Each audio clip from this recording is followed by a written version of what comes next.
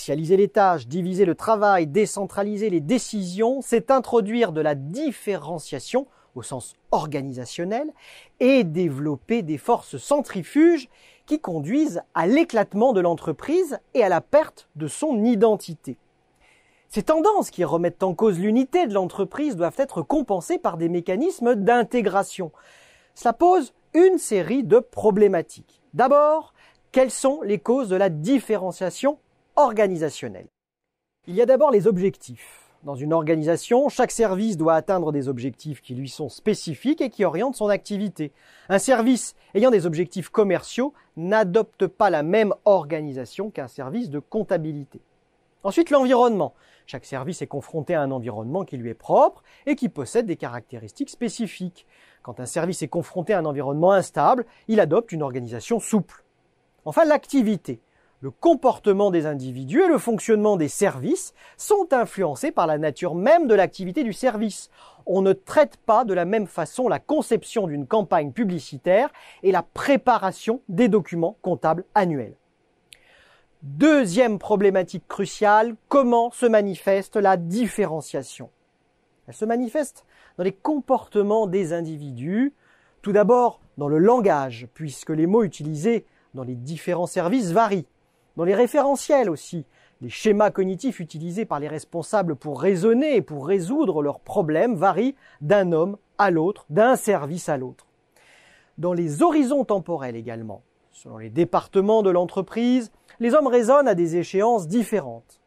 Dans les valeurs, d'un service à l'autre, les valeurs auxquelles les personnels sont implicitement ou explicitement attachés diffèrent. Et enfin, dans les tenues vestimentaires. Dans les entreprises qui ne pratiquent pas l'uniforme, on relève des différences notables dans les tenues vestimentaires d'un service à l'autre. La différenciation se manifeste aussi dans l'organisation des services.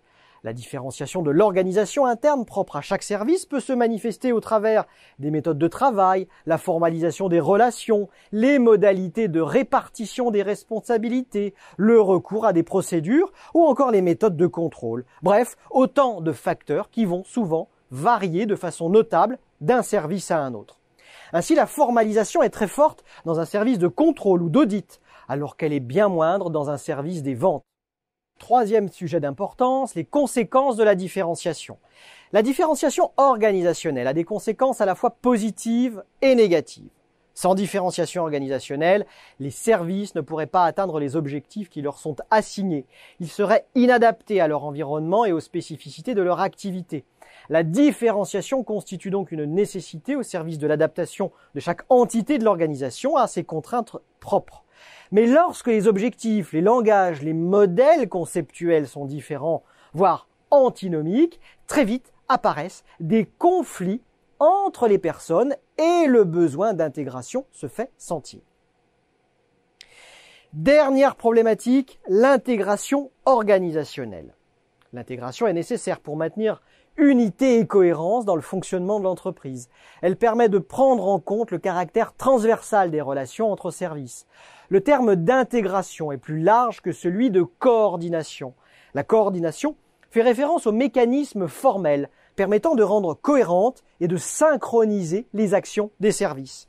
L'intégration est plus large dans la mesure où elle prend en compte le comportement des individus et leur volonté de coopérer afin de résoudre les conflits interservices tout en défendant les intérêts globaux de l'entreprise. Les mécanismes d'intégration sont nombreux et complémentaires.